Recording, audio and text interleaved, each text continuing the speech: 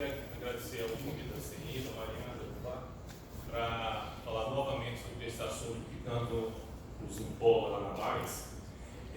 Dizer que, quando nós estivemos aqui no primeiro semestre, nós trouxemos uma visão da necessidade de usar redes sociais, para discutir uma agenda, divulgar resultados. O que eu proponho hoje aqui a vocês é um pouco a extensão do que foi falado aqui anteriormente pelo Marcos, pelo Eduardo, pela Mariana, em relação a advogados.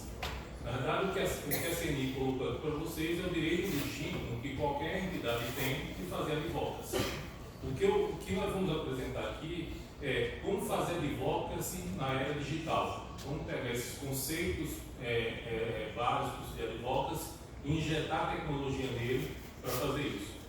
Vocês têm um grande recurso aqui, que é a disposição da CNI em colocar todo esse conteúdo, esse vasto conteúdo que eles têm à disposição de vocês, o que pode balancear deficiências de higiene pessoal, que vocês vão ver, e mostrar como a tecnologia pode ser importante. Então, a gente pretende dividir aqui em 3 blocos.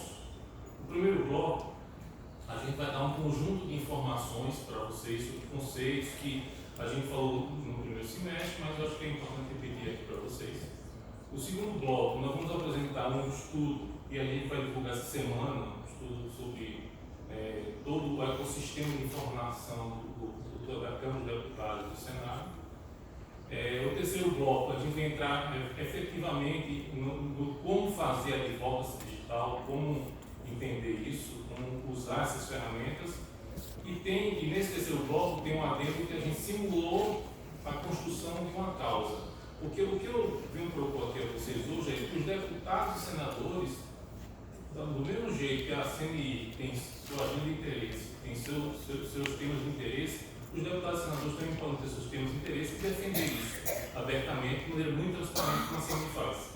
Então, isso aqui não é um jogo de soma zero, é um jogo de transparência mesmo. Tem que ser transparente, não tem como ser diferente hoje em dia.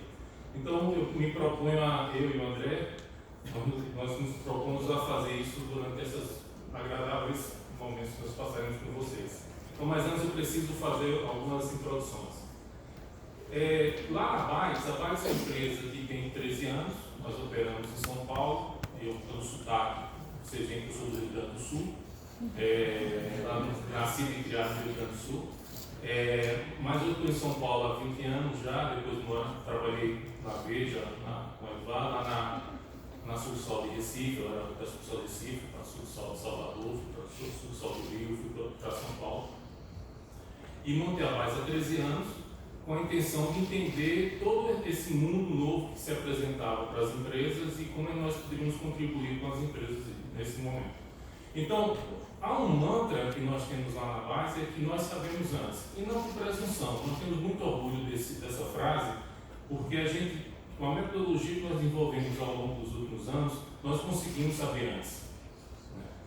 Situações do tipo, nós temos muito orgulho de, em abril do ano passado, quando houve um evento lá em São Paulo, do qual eu participei, me perguntaram quem vai para o segundo turno da eleição. Eu falei, um candidato chamado Jair Bolsonaro e alguém do PT. Não é possível, porque a máquina partidária, o tempo de TV vai fazer diferença. E nós dizíamos, um candidato do PT e o Jair Bolsonaro. Porque nós já vimos acompanhando o presidente Jair Bolsonaro desde 2014, sabíamos o potencial que a gente tinha naquele momento.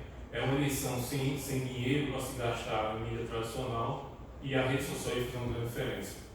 Então, essa ideia de saber antes é uma coisa que a gente percebe muito forte. E por que nós sabemos antes? Porque nós temos dados. Então, como o Marcos falou aqui anteriormente, dado define tudo. Então, a gente tem dado e nossos dados nos levam a saber antes.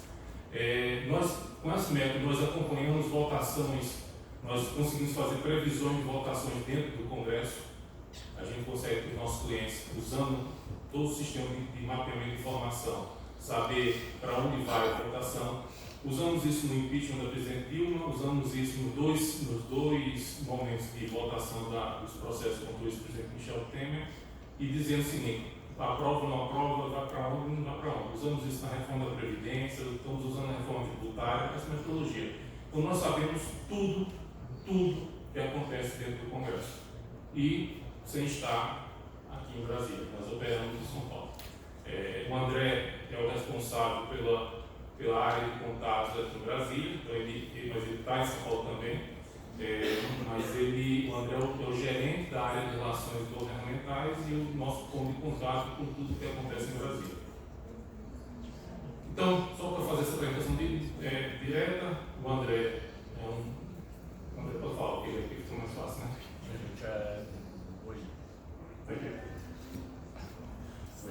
Eu sou formado em jornalismo, trabalhei em jornalismo mesmo, fui repórter da igreja, correspondente, trabalhei com os veículos.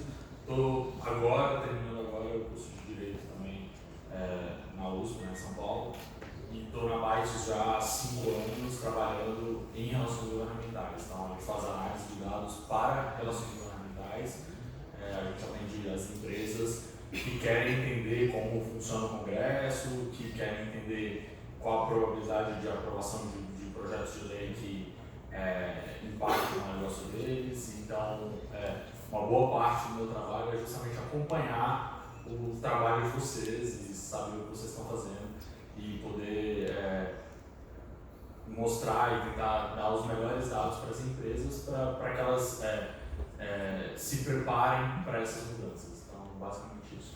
Então, como eu já falei, sou jornalista também, mas normalmente eu ia fazer engenharia de computação na minha vida e com uma questão específica de jornalismo, mas então toda a minha trajetória sou um jornalista de tecnologia, só trabalhei em revista, entendo tecnologia e acho que esse é um grande diferencial que pode nos levar a um caminho bem interessante no futuro. Só que tem um detalhe que tecnologia pode ser o caminho mais rápido para você chegar no lugar errado. Na verdade, a tecnologia é importante, mas você tem que saber o que fazer com ela. Então, a primeira questão que é importante, que a gente precisa abordar aqui, é essa questão da relação do poder. Na verdade, os deputados, senadores, em relação a seus eleitores, em relação ao conjunto dos seus pares, eles querem ter uma relação de poder, mas eles querem impor a vontade dele. O advocacy é a materialização dessa vontade de impor sua vontade, de impor seus pontos de vista. Então, essa frase do Max Weber é muito importante para mostrar que é um jogo de poder que a gente está colocando aqui. Tá? É um jogo de poder, mas um jogo de poder muito diferente dos jogos jogados anteriormente. É um jogo de transparência, é um jogo total de transparência, porque nada fica escondido. Tudo na internet tem rastro. Então é bem importante colocar isso aqui. Outra questão também que é muito importante para a gente lá na Bytes, que a gente confia muito em Deus e nos dados, mas o resto tem que ser dado. Só os dados de Deus são absolutos. Tudo que a gente faz é baseado em dados. A gente procura se despir do viés de confirmação, não nos interessa o viés de confirmação, o que eu acredito, o que o André acredita, isso não interessa. O que nos interessa é o que os dados nos diz. Eu costumo dizer lá, e repito uma frase que é de uma diretora da Bytes, eu deixei de entrevistar pessoas e passei a entrevistar banco de dados. Então é isso que a gente faz. Eu não deixei de ser jornalista, eu continuo sendo jornalista. Um jornalista que entrevista banco de dados. Então nós todos aqui, em RPs, comunicólogos, jornalistas, nós temos que agora ter a ideia que as perguntas que eu fazia para as pessoas, as inferências que eu faço, que eu fazia no mundo analógico, agora eu faço no mundo digital. Essas são as fontes que nós mapeamos. Então, nós conseguimos acessar todas as fontes possíveis e imaginárias, mas não olhamos só redes sociais, nós não olhamos a internet de maneira geral. Obviamente, nós não somos o Google, mas nós somos o Google do Google. Tá? Então, nós temos a capacidade de acessar um conjunto de fontes com os nossos sistemas, que nós contratamos softwares aqui no Brasil, nos Estados Unidos, na Europa, tudo de maneira muito aberta. Ele tem que fazer um disclaimer aqui que nós não somos da Cambridge Analytics, não está longe de nós, nós só usamos dados que são públicos, dados que são abertos, dados que são acessíveis a qualquer pessoa. Mas o nosso diferencial não é a tecnologia, nosso diferencial é a capacidade que nós desenvolvemos ao longo dos últimos anos em fazer inferências, em fazer análise baseadas em tecnologia. Então, se você, algum dia vão me perguntar, é possível montar uma nova bike? Super possível. Você tem que ter o software que eu tenho, nós temos que ter a equipe que nós temos, e você vai ter que saber tudo que nós já sabemos nos últimos 13 anos. Então, se você tiver essas três premissas, você monta a bike fácil. Então, o que eu digo a você, sim, às vezes essas bases assustam, que é muita coisa para muita coisa, mas na verdade o que você precisa saber é que não pode ter o que a gente chama de síndrome da totalidade, que é tentar pegar tudo de todas sempre. Então, você pega o que é importante para você. Mas a gente consegue ter essa visão sistêmica. Então, eu consigo ver o que a CNI está fazendo, eu consigo ver tudo o que meus clientes estão fazendo e o que estão fazendo em relação aos meus clientes. O que eu quero dizer para vocês aqui é que 2020 começou hoje, né?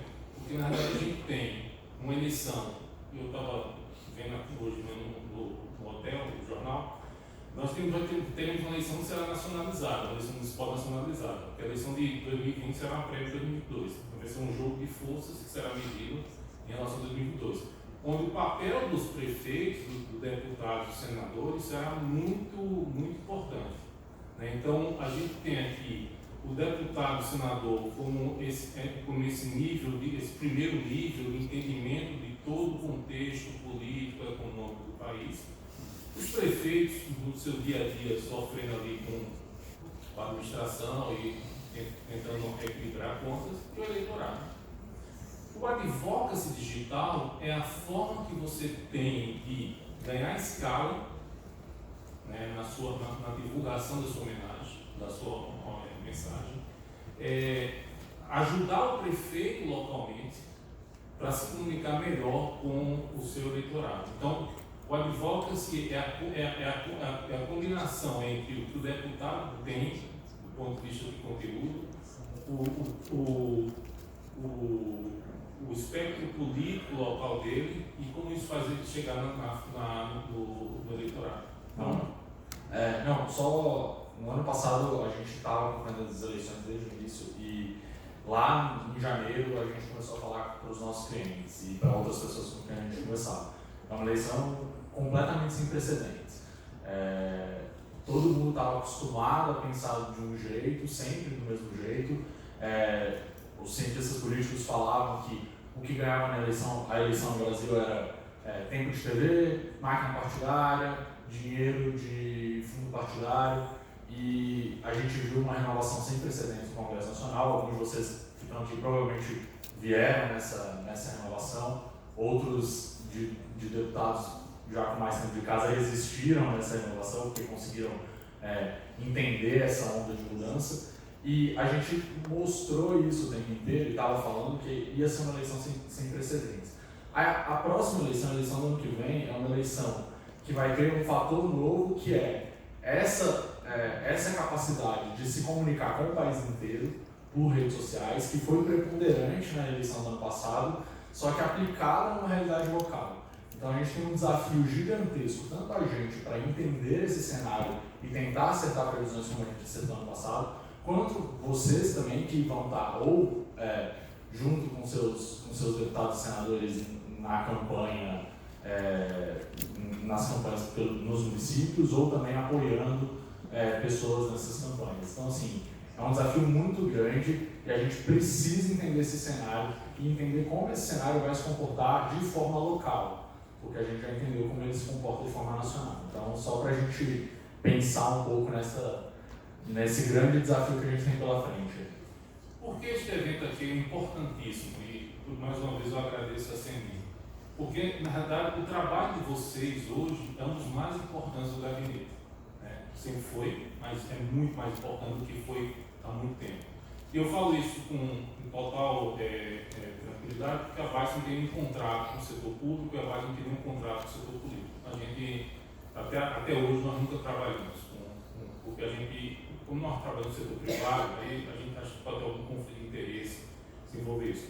O trabalho de vocês, eu não conheço a dinâmica do gabinete, porque eu nunca trabalhei no gabinete, mas o trabalho de vocês hoje para o mandato do deputado, do senador, é de extrema importância, porque vocês são um canal de comunicação direto com o eleitorado. né? E vocês não têm ideia do efeito que redes sociais terá nas eleições municipais. Será 10 vezes maior do que foi a eleição presidencial. Por um motivo simples.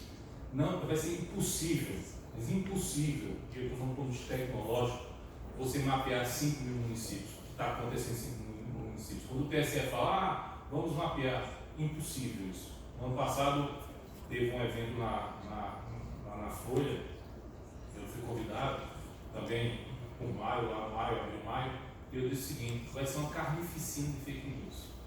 E só que você mexer votação numa eleição presidencial, onde as margens são grandes, é muito mais complicado, muito mais sofisticado e é demorado. Agora, numa eleição municipal, você ganha por 100 votos, 300 votos, e um boato que pode acontecer no WhatsApp 24 horas antes da eleição, pode ser discutido com a candidatura. Então, por isso que é importante ter este aprendizado, trazer este aprendizado para dentro do gabinete, porque eu acho que um papel importante, e eu estou falando dos deputados que estão mais próximos do município. Os deputados têm um papel importantíssimo na formação junto aos prefeitos, para ajudar os prefeitos, ou os candidatos que estarão lá, a evitar esse tipo de situação e reagir rapidamente, porque não vai ter muito tempo de reação. Então, numa eleição municipal, eu vou conseguir mexer com a rede de uma forma que não se mexeu na eleição presidencial. Então, eu estou dizendo a vocês que 2020 começou exatamente agora. Só para fazer um pouco do que nós falamos no primeiro semestre, alguns de vocês não estavam aqui, como resultado desse nosso encontro que tivemos lá no primeiro semestre, nós montamos um grupo no WhatsApp, onde a PAX, de maneira rotineira, manda informações para esse grupo. Se vocês quiserem participar, é só acessar, está no meu celular esse grupo, é o 11 991 27 8953. É só mandar e eu acrescentar no grupo. Tem um pessoal seguir também no grupo lá. Desculpa, é 11 991 27 8953. No primeiro semestre, quando nós estivemos aqui, a gente disse o seguinte: existe um novo mapa de poder que está sendo desenhado no país. Os mapas existentes até então não funcionam mais para entender a dinâmica de Brasília e como o Brasil se posiciona. Na verdade, nós tivemos 2013, com as manifestações, e tudo que aconteceu depois de 2013 é o redesenho desse mapa de poder. Tanto é que nós temos um Congresso Nacional que foi renovado 50%, nós tivemos um presidente que ganhou uma eleição com 7 segundos de TV, nós temos uma oposição que não entendeu o nível de ressentimento estocado na sociedade brasileira e como esse ressentimento se movimentou na direção do presidente Bolsonaro, no sentido de ajudá-lo a se eleger. E aí, então, esse novo mapa está sendo redesenhado diariamente. Então, nós precisamos entender essa dinâmica que está acontecendo. Outro ponto importante que foi abordado anteriormente é que, na verdade, nós estamos num momento que tem um excesso de informação e uma escassez de atenção. Então, ou nosso trabalho no gabinete é um trabalho muito cirúrgico e muito assertivo, ou vai se perder dentro da imensidão de dados que tem na internet. Só para vocês terem um número na cabeça, por dia são produzidos no Brasil 18 milhões de tweets, de posts no Twitter.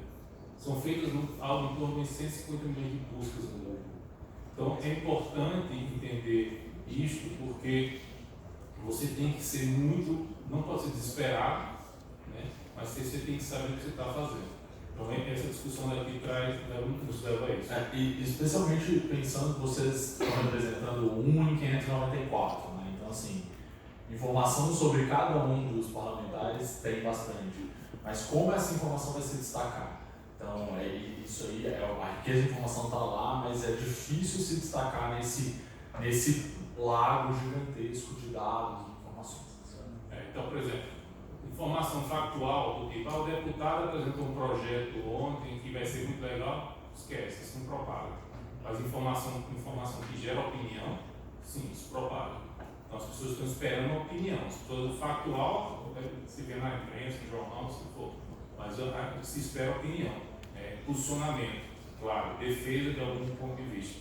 E não adianta achar que vai defender tudo, porque não vai conseguir defender tudo, porque tem uma imensidão de pessoas também defendendo as mesmas coisas. Então você tem que ser muito focado.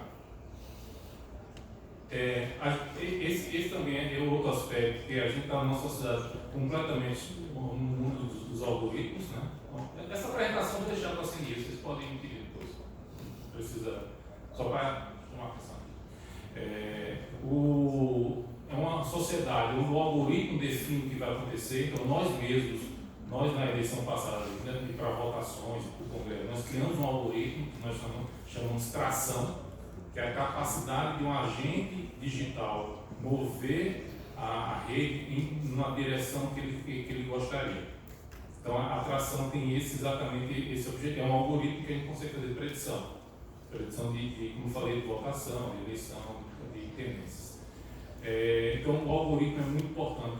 E não é que você tem que ser um especialista em criação de algoritmos, você tem que entender a lógica como funciona. Tudo que nós somos algoritmos, né? Na verdade, o que está mudando tudo agora é a escala que está atingindo. E um dado que eu não falei no dado passado, na apresentação passada, é a importância do Google. Porque, na verdade, assim, existem duas perspectivas no mundo digital. Nas redes sociais, você é quem você gostaria de ser. E no Google, você é verdadeiramente quem você é. No Google, porque a pesquisa no Google é anônima. Então, na rede social você é maravilhoso, espetacular, mas no Google, o Google mostra um conjunto de informações muito ricas para entender o que está acontecendo diante dos temas que interessam aos parlamentares. Eu consigo fazer buscas geolocalizadas, eu consigo ver padrões de comportamento lá dentro, e a imensidão do Google é bastante interessante.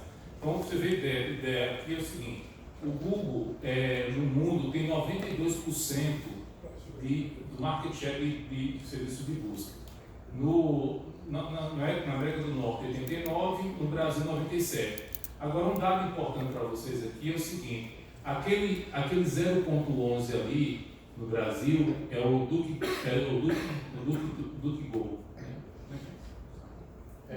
DuckDuckGo. É o browser que é usado para Deep Web, para Dark Web. Então, 0,1 já tem market share disso.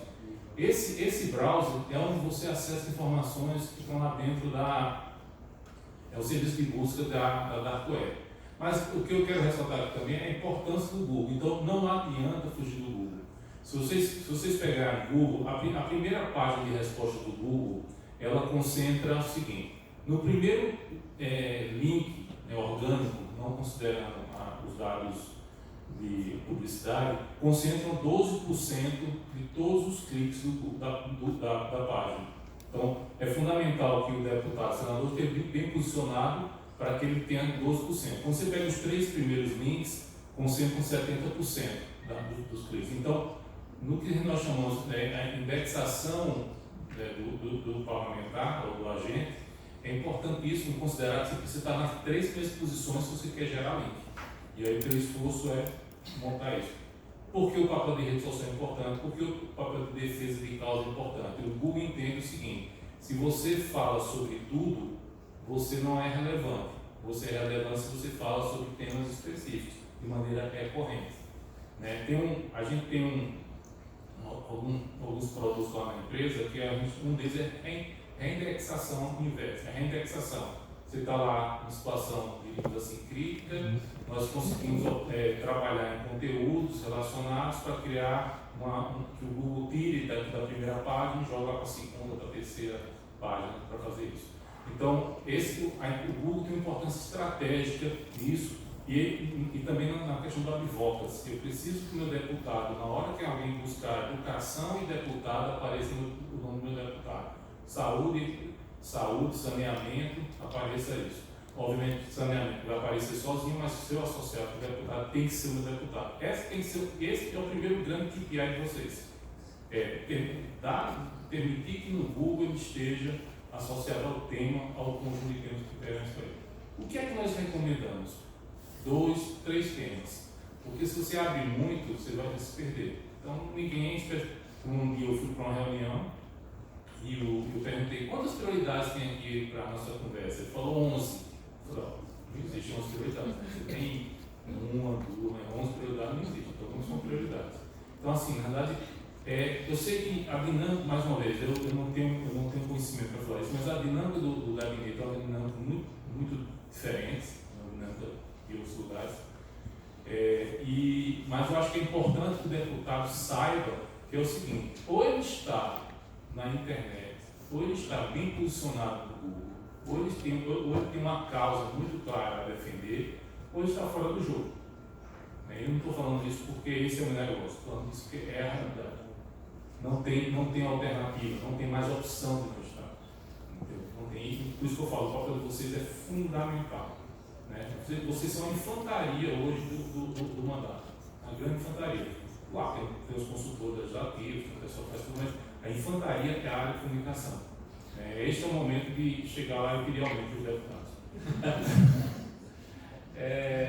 Outro ponto importante do Google é o seguinte: 15% das buscas do Google nunca aconteceram antes. Então, agora, são 150 milhões de buscas por dia, algo em torno de 30 milhões de buscas, nunca tinham acontecido no Google antes.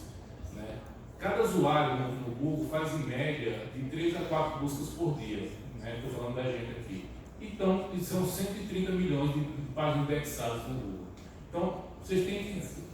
Se você for muito genérico, você se perde nesse mundo. Você precisa ser específico. Isso aqui é o que o Google coleta dos seus usuários. Aí nós estamos aqui 18 itens. E aí onde você estiver, o Google está colocando informações de vocês. Né?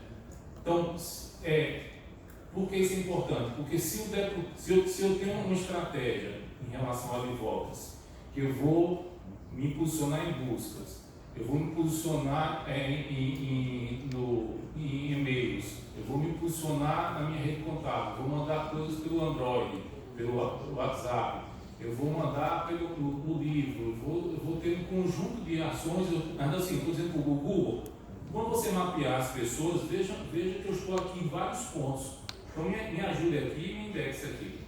Então esse é um ponto. Isso aqui são centenas de pontos, tá? Eu só coloquei 18 que são os mais importantes. Então aqui a gente mostra a primeira parte, mais conceitual, a importância e tudo mais. O que eu quero mostrar para vocês é o tamanho do jogo, né? Aonde vocês estão inseridos. O jogo começa o seguinte, ele começa aqui. Isto aqui é a internet, onde eu tenho 4% dos conteúdos dentro dos buscadores. Então o Google não pega tudo, ele pega 4% dos conteúdos. Eu tenho a chamada Deep Web, que é uma web mais profunda, que não é a Dark Web, porque a Dark Web só tem 6% está lá no final. Não tem terrorismo, pirataria, venda de armas, tem tudo lá dentro. Mas a parte mais importante da web é a chamada Deep Web, onde eu tenho lá pesquisas, eu tenho dados, eu tenho os dados da CNI, lá do Legisdata, eu tenho que não é acessível ao Google, que a CNI não deixa entrar. Então, assim, esse dado é importante. Por isso que se a CNI coloca à disposição de vocês o acesso a isso, na hora que o Marcos falou, eu sou o primeiro candidato para ter isso, porque eu consumo dados de maneira assustadora. Se eu conseguir entrar lá e enxergar mais informação, para mim é melhor. Este universo é importante, mas não tem que gerar uma tensão, porque na verdade é o seguinte: você, quando vai montar uma estratégia de advocacy, você não precisa ter todos os dados, você precisa ter os dados que você precisa. Tá? Então é importante isso, porque você pode, num modelo disso, você pode se perder, e se perder feio. E mostrando aqui um pouco disso aqui, é a história de Alice, lá no País das Maravilhas, quando encontra o coelho, ou o homem da lá, não sei quem seja, ela pergunta qual é o caminho. Ele falou, para onde você quer ir? Ela falou, não sei, então qualquer caminho serve. Então, sem nada, você tem que saber para onde você vai, não você vai se perder. Porque a rede é muito vasta, a rede ela tem falsos positivos, então no nosso trabalho lá, a gente vê muito falso positivo, a gente se perde muito nesse mundo, mas a gente se encontra em algum momento. Aqui é o seguinte, essas são as principais redes sociais em operação no mundo. São 13 bilhões de perfis, tá? Não são pessoas, porque temos que ter duas humanidades aí, mas são 13 bilhões de perfis nessas redes sociais. A maior rede social é o Facebook, né? Depois vem o YouTube, que é importantíssimo no trabalho de vocês. Só para vocês terem um dado que eu acho que o dado é o seguinte: 50% das buscas hoje no Brasil, no Google, são feitas por voz, áudio. O YouTube é a rede de maior audiência no Brasil. Por quê? Porque nós somos um país que temos dificuldades de leitura, temos dificuldade de entendimento de texto. Então, o áudio e o vídeo ele é muito mais rico. Então, isso é importante porque não é você fazer o padrão TV Globo, mas é ter uma estratégia de YouTube que é importante para o seu deputado ou senador. Né? E são 13 bilhões de gente. Isso aqui é mais ou menos as redes sociais no Brasil. Isso é um dado de janeiro, mas está mais ou menos o seguinte: o Facebook são 140 milhões de perfis. Então, dentro de perfil, Manuel, posso ter 5 perfis, né? Porque aí eu pego meu e-mail, crio 5 e-mails e faço isso. Ali no Instagram são 69 milhões de pessoas. Eu tenho no Twitter 9 milhões, no Snapchat e tenho o LinkedIn com 35. O LinkedIn também é uma rede importante porque é a rede onde você consegue fazer mensagens mais estruturadas, diálogos mais estruturados. Então, imagine você ter um deputado que tem uma relação muito forte com o setor privado. Não faz sentido que não esteja no LinkedIn, ele tem que estar no LinkedIn, porque lá está executivo, lá está formador de opinião, as pessoas estão consumindo informação lá dentro, nisso. E vocês percebam que tem um equilíbrio muito forte entre homens e mulheres em todas as redes. Aqui é a penetração de devices no Brasil. Então eu tenho ali o seguinte: mobile phone, eu tenho 89% dos brasileiros, da população brasileira, tem acesso a telefones celulares. Smartphone 67%, laptop 38%, tablet 15%, televisão 95%, e-book e outros menores. Então, o Brasil é um país conectado, é um país onde as pessoas usam instrumentos de comunicação digitais. Eu tenho aqui o seguinte, eu vou ter que botar aqui, que é muito pequeno. Então, só para você ter ideia, nós temos 235 milhões de celulares brasileiros que atuam no WhatsApp, no mundo nosso aqui. 120, 61 milhões de internautas no Brasil acessam a internet apenas por celular. Eu tenho 60% dos celulares dos 12 maiores municípios capitais do Brasil são smartphones. Eu tenho aqui o seguinte: qual é a conclusão que nós temos aqui? É que a arena digital é o principal ambiente de combate de vocês. Feito isso, eu queria nesse primeiro momento fazer, alguém tem 2 perguntas para fazer. Eu queria preparar 2 perguntas para a gente entrar na parte seguinte, a dinâmica que a gente acha que é importante. Nenhuma dúvida? Ok. Bom dia.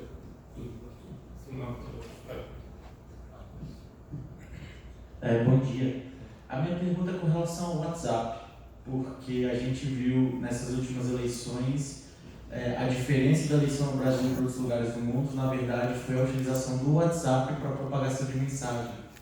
Só que o WhatsApp é uma rede social que não é auditável, né? Então, quando muito você cria grupos de WhatsApp que você está dentro, você consegue entrar em grupos de WhatsApp para monitorar a informação.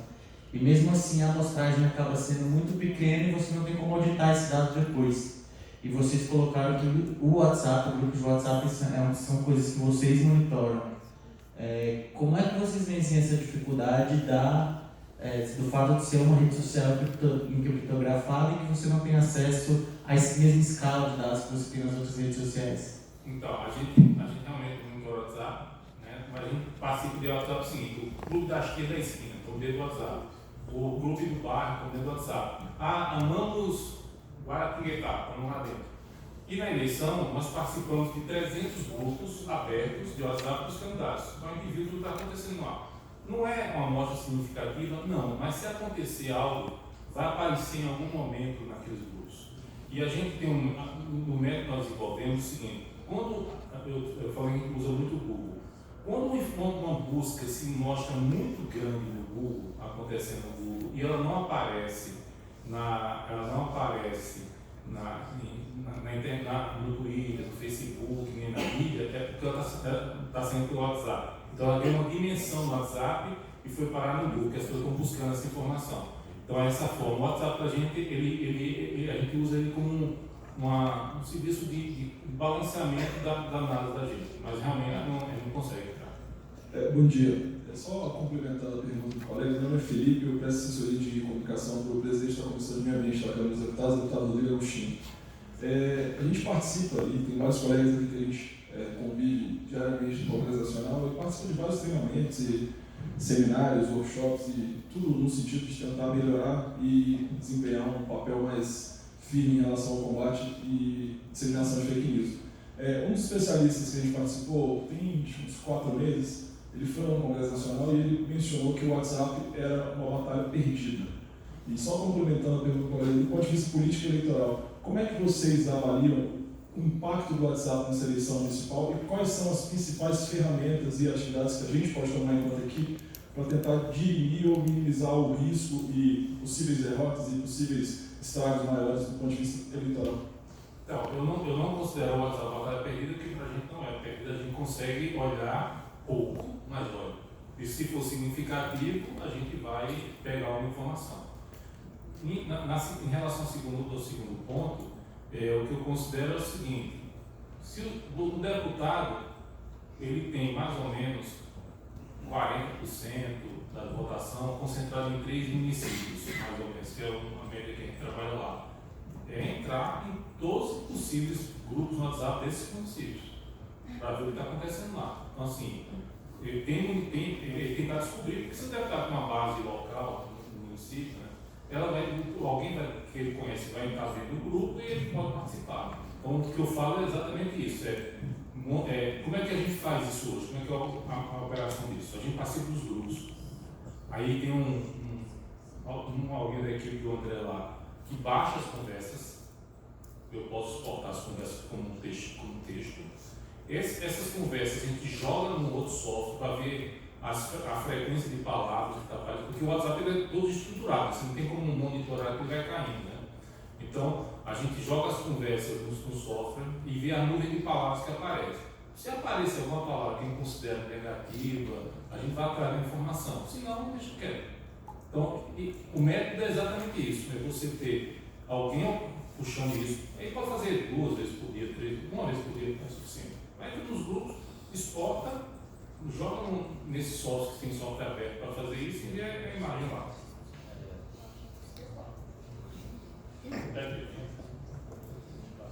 Oi. Não, eu só ia responder mais uma coisa que é para os dois, na verdade. Primeiro que essa ideia de que é uma batalha perdida, não é como se fosse uma opção para quem vai disputar a eleição. Você parte do pressuposto, ou disputa a eleição, ou então disputa as causas mesmo. Você parte do pressuposto de que a batalha é perdida, você tem que desistir de fazer política, né? Porque, afinal de contas, vocês precisam realmente buscar as informações mais precisas, as melhores informações. Então, assim, por mais que a gente entenda o pessimismo, que esse pessimismo tenha algum sentido, porque é difícil mesmo de monitorar, não dá para ter controle da narrativa no WhatsApp e tal, a gente acha que esse pressuposto de que a batalha é perdida não leva vocês a lugar nenhum. Aí, além disso, você tem toda a razão quando você fala que tem essa dificuldade, que é criptografado, a gente não pode acessar, a gente não acessa dados de WhatsApp, do seu WhatsApp, a gente nunca vai saber o que está no seu WhatsApp, mas assim, tem 2 coisas que são muito relevantes para a gente. Então, a primeira é essa ideia de usar o WhatsApp como um sinalizador mesmo, como algo que apresenta sinais fracos. Eu não sei quantas vezes aquela mensagem foi encaminhada, mas tem algumas mensagens que a gente começa a receber em vários grupos diferentes, que a gente começa a receber de repente da nossa mãe. A mãe manda uma mensagem perguntando o que aconteceu e aquilo ali começa a acender sinais. Fica aqui aquele alerta de que pode ter alguma coisa relevante aí. E a outra coisa é que a gente trabalha em rede de forma que nada está completamente desconectado. O WhatsApp não é um mundo completamente à parte das outras redes sociais, de forma que quando algo começa a crescer no WhatsApp, ele vai passar para as outras redes onde é possível monitorar, e a gente consegue monitorar de forma muito mais ampla, e ele vai passar inclusive para a mídia tradicional. Hoje a gente já tem alguns canais na mídia tradicional que também fazem esse trabalho de ficar acompanhando grupos de WhatsApp para poder ver se é boato ou verdade. Eles recebem inclusive denúncias, né? Alguém manda para o jornal e perguntar, eu recebi isso aqui no WhatsApp, é verdade? E tipo, nas eleições eles já fizeram isso, nas eleições do ano passado. Esse tipo de coisa vai continuar acontecendo. Os mundos não são desconectados. A gente tem às vezes essa ideia de mundo digital é uma coisa à parte do mundo analógico. E alguns candidatos ano passado perderam a eleição pensando nisso, né? Não, que o voto mesmo cai no corpo a corpo, é lá, tem que falar com o eleitor. Sim, você tem que falar com o seu eleitor. O mundo digital é um jeito de falar com o seu eleitor.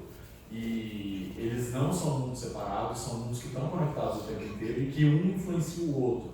A gente parte desse pressuposto aqui porque é um pressuposto que vem funcionando. Então, do mesmo jeito que vocês precisam estar no mundo digital para influenciar esse mundo analógico, também vão surgir demandas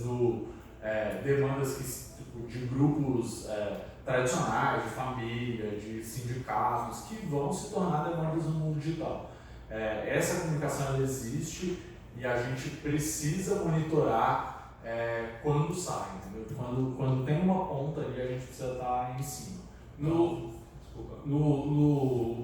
Tem um slide ali que nós vamos mostrar, que é uma árvore de decisão que nós construímos para como vocês podem aproveitar todo esse sistema. O que eu acho que eu queria reforçar é que precisa ser sistematizado. Não adianta você achar que vai fazer um guia, não vai fazer no outro. Tem que ser um processo interno do gabinete. Qual o custo disso se colocar isso dentro do gabinete? Aí vai depender de cada um, mas é um processo. Você não tem como não ter esse processo. O deputado pode dizer, não me interessa, essas coisas todas. Outra coisa importante que a gente precisa colocar aqui é o seguinte: a gente está falando muito de digital, muito de política. Aí me perguntaram um dia,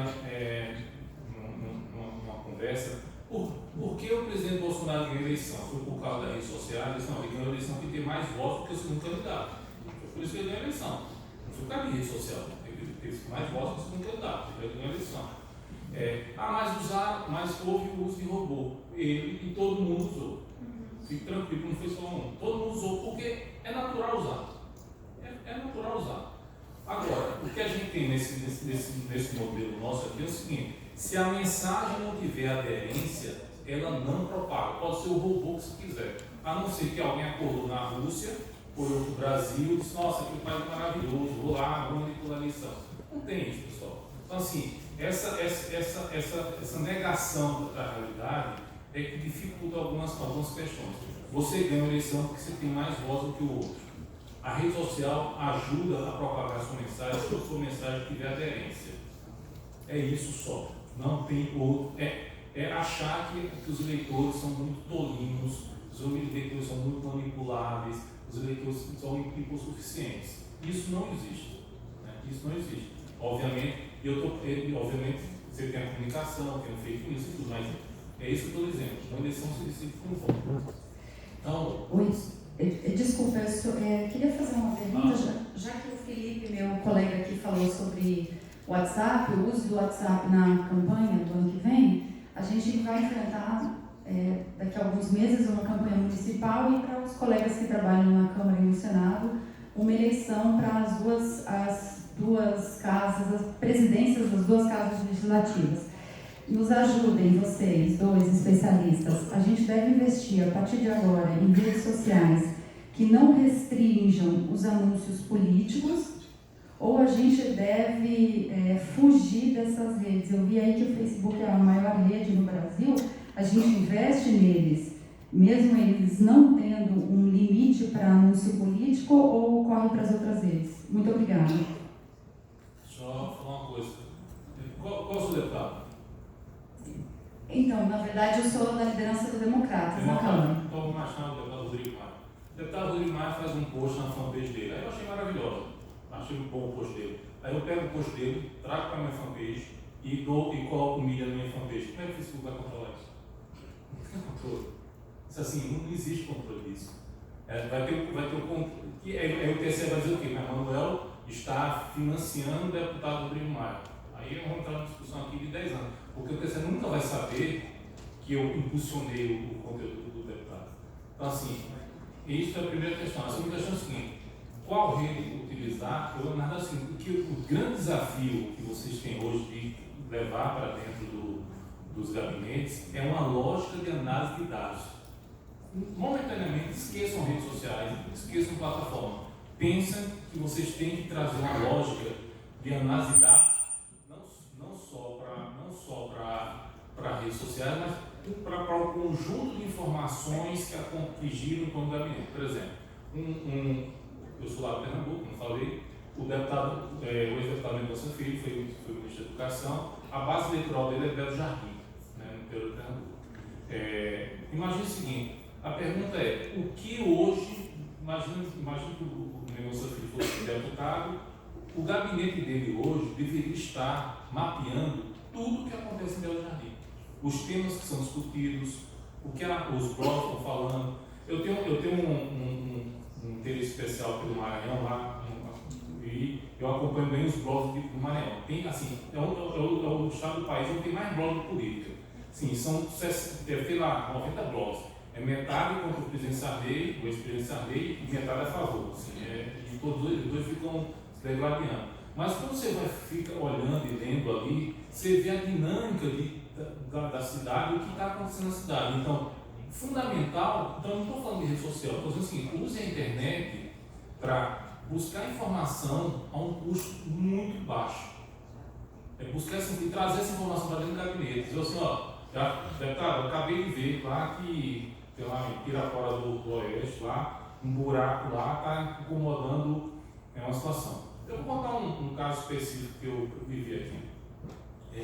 Uma vez eu conversando com um deputado influente no governo passado, aí ele falou, não, o que está acontecendo diferente? Né? Que era a pergunta. Eu falei, esse negócio aqui na Caixa Econômica Federal, que estão enchendo o saco, o negócio do FIES, uma burocracia que tem dos clientes. Não, a Caixa pega um documento que é desnecessário para os estudantes e está gerando muita polêmica para os estudantes. Eu falei, tá certo.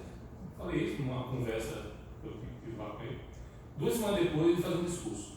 Estou sabendo que no FIES está tendo um problema, e o problema é esse aqui. E eu vou resolver. Ele foi lá e resolveu aquela besteira.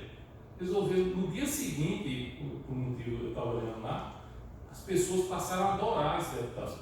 Os estudantes. É um deputado que, na verdade, não esqueça, assim, as pessoas se elegem porque elas têm uma capacidade política de capturar o sentimento do eleitorado e falar aquilo que o eleitorado gostaria de ouvir. O que a tecnologia permite? Ela amplifica esse feeling do deputado.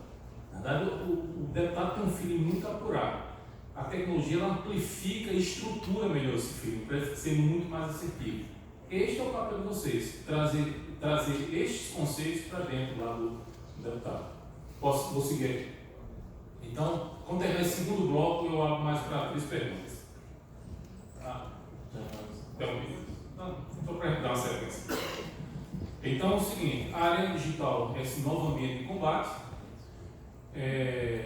Isso aqui é o seguinte, os 10 maiores líderes do mundo têm 391 milhões de seguidores em suas redes sociais. Lembrem que eu tenho lá 14 bilhões de pessoas com perfis nas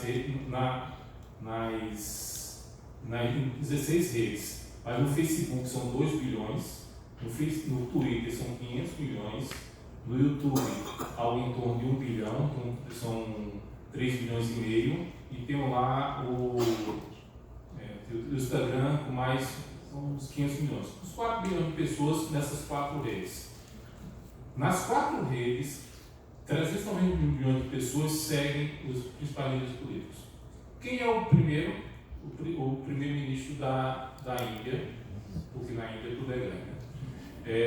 O segundo, em número de seguidores, em 4 redes, tá? Twitter, Facebook, Instagram e YouTube. O Donald Trump. O terceiro é o presidente da Indonésia, que eu nem me lembro o nome dele. O quarto é o presidente Jair Bolsonaro. Isto aqui não é um juízo de valor, é um fato. Tá?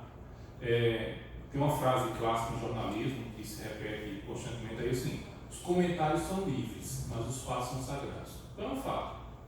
Numa relação que nós colocamos lá, 10 pessoas, 10 líderes mundiais.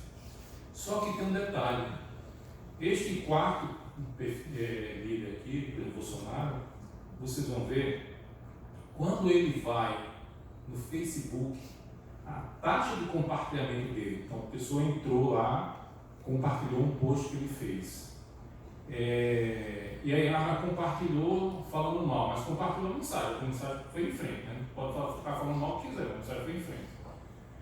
A gente mediu a semana passada, num período de 30 dias, a taxa de compartilhamento dele era o dobro da taxa do Donald Trump.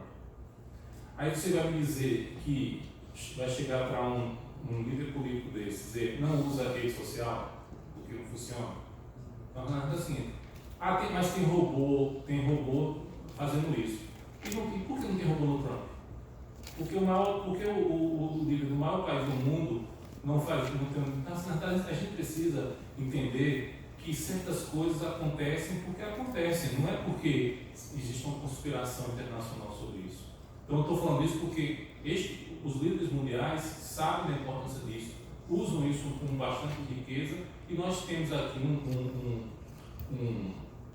um presidente que faz isso. Temos outro ex-presidente que acabou de ser liberado em função da distância de distância, que em uma semana após a saída da PF ganhou 1 milhão de seguidores nas redes sociais.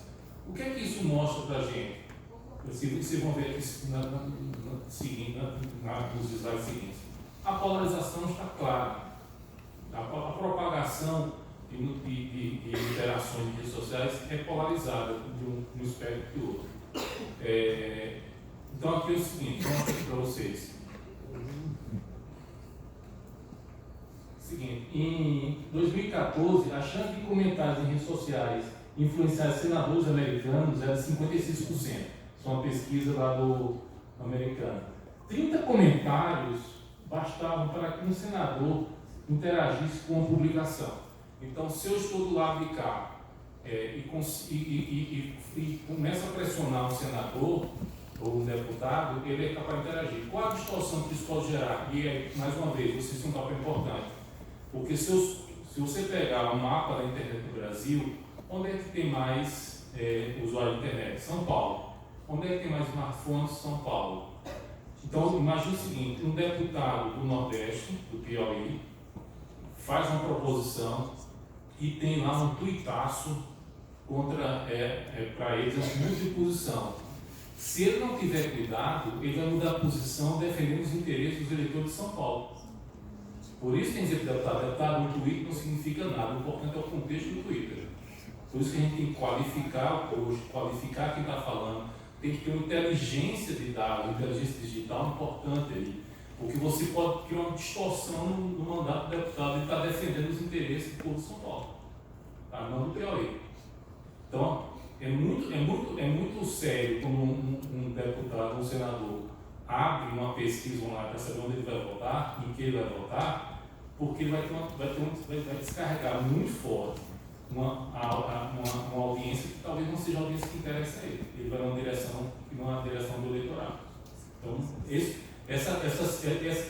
papel que vocês têm dentro de educar, né, politicamente, do ponto de vista digital, o parlamentar é muito importante, porque isso pode mudar. Se você pega aqui também, é o seguinte, lá na Nova Zelândia, as publicações de cidadãos nas redes sociais, mais de 70% da pauta do parlamento da Nova Zelândia já é influenciada por essas publicações. Então, mais uma vez, tudo bem, a Nova Zelândia é uma ilha, não fala coisas todas, é tudo igual, mas assim, tem que ter também essa questão em mente.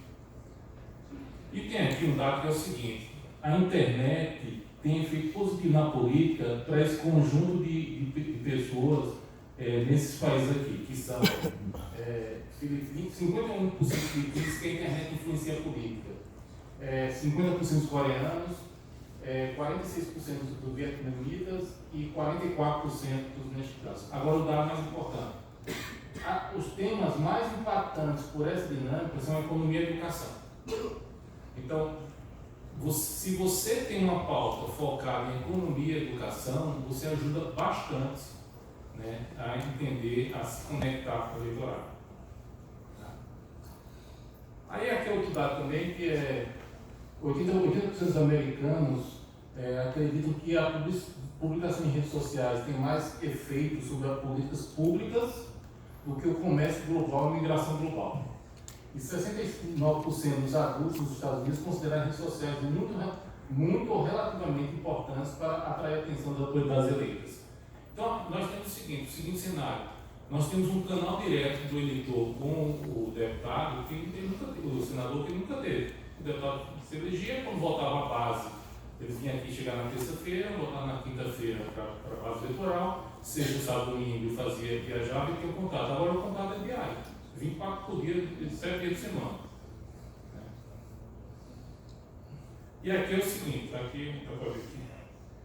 isto aqui é o seguinte, nós pegamos todos os posts que foram feitos pelo presidente Bolsonaro de 1º de janeiro ao último dia 21. Ele fez, nas 4 redes sociais dele, tá? Ele fez 5.326 posts. Tá? Esses posts conseguiram 700 milhões de interações. É muito interessante. Né? Hoje o presidente Bolsonaro tem 32 milhões de fãs, isso aí nas redes sociais, e continua crescendo. Né? O crescimento é menor, mas ele continua recebendo. À medida que, quanto mais se polariza a política, mais ele consegue atrair atenção para isso. Na eleição passada, nós identificamos, o que é que a gente está enxergando hoje para vocês, tá? Só para vocês entenderem. Na eleição passada, nós identificamos 4 grupos de apoiadores do presidente Bolsonaro. O primeiro grupo é um grupo baseado em costumes, né, que ficava muito crítico em relação à discussão de pauta de gênero, o pessoal de escola sem partido, é um grupo. O segundo grupo é um grupo muito preocupado com segurança. Esses 2 grupos são os grupos mais leais a ele. O terceiro grupo é o grupo que é uma classe média que tinha vergonha de declarar voto direto nele, mas dizia Paulo Guedes vai fazer uma reforma liberal e aí a gente vai votar no Paulo Guedes, acreditando que o Paulo Guedes vai entregar o resultado. E o 4º grupo é o grupo antipetista, é o grupo mais ressentido, né? O grupo que também apoiou ele. Quando ele ganhou a eleição, a gente percebeu nas nossas análises que o primeiro grupo de antipetista, ele saiu, ele distanciou, porque já resolveu o nosso problema, que era tirar o PT, tiramos o PT e deixar quieto lá. O grupo do Paulo Guedes ficou ali quieto, só acionava quando as reformas estavam ameaçadas de alguma forma, e os 2 grupos, segurança e costumes, ficavam constantemente com o presidente. Nas últimas semanas, o que a gente percebeu? O movimento, o realinhamento dos antipetistas com o presidente. Você vê que esses perfis que nós mapeamos, eles começam a voltar, retornar para a base e começam a reproduzir conteúdos que eles tinham parado de reproduzir, em função da polarização. O pessoal liberal ainda está lá porque eles nunca saíram. Mas assim, então a rede nos permite ver esses movimentos dessas dinâmicas. E o que eu queria mostrar aqui para vocês é o Congresso Nacional hoje. Então eu tenho 32 milhões de perfis, então perfis, Manuel, mas eu posso ter 4 perfis em redes sociais, seguindo o presidente. No Congresso Nacional eu tenho 145 milhões de perfis seguindo deputados e senadores. É um número muito bom, é um número que mostra a importância dessa discussão que nós estamos tendo aqui hoje. É um número que mostra a dimensão e o desafio do trabalho que vocês têm pela frente. E mais importante do que isso, quando nós olhamos a legislatura anterior, nós tínhamos 96 milhões de perfis seguindo os deputados e senadores. Hoje são 145 milhões de perfis. É mais gente seguindo os senadores e deputados do que pessoas seguindo os perfis dos 20 times do Campeonato Brasileiro. Né? Então, na verdade, a política brasileira desperta mais interesse do que o campeonato, dentro das redes sociais, de gente seguindo essas pessoas. Isso mostra que vocês têm um terreno muito fértil para trabalhar e defender a causa lá dos deputados e senadores. E aqui eu queria mostrar para vocês o mesmo levantamento que é isso que a gente vai divulgar esta semana. O mesmo levantamento que nós fizemos para o presidente Bolsonaro, nós fizemos para os deputados e senadores, para mostrar o tamanho do jogo para vocês. Então é o seguinte, neste ano, os deputados e senadores publicaram 810 mil posts. Não, os deputados federais, só os deputados federais. 810 mil posts. Só os deputados federais têm 113 milhões de seguidores e conseguiram 1 bilhão e 100 milhões de interações. Tá? Então, vejam o seguinte, 513 para uma pessoa. Então, vejam que há uma dinâmica muito forte acontecendo.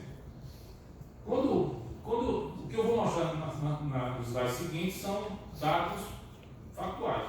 Não é nosso papel aqui discutir quem é mais eficiente, quem não é eficiente, não é o nosso papel. Mas é o seguinte, quando eu pego o seguinte, campeão de post, quem mais publicou posts de 1º de janeiro a 21 de novembro? A deputada Carla Zambelli, do PSL. O segundo, Paulo Pimenta.